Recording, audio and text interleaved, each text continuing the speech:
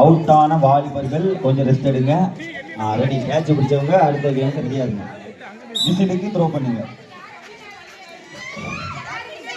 வாலிபர்கள் இந்த இடத்துல வந்து அவுட் ஆகிறதுக்கு சான்ஸே கிடையாது. ஏன்னா அவங்க நல்லா தான் பிடிப்பாங்க.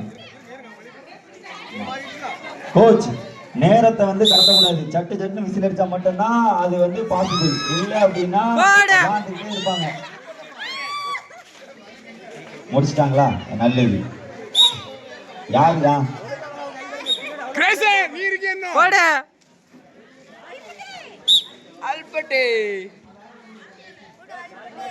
நல்ல கேட்ச். இறுதியாக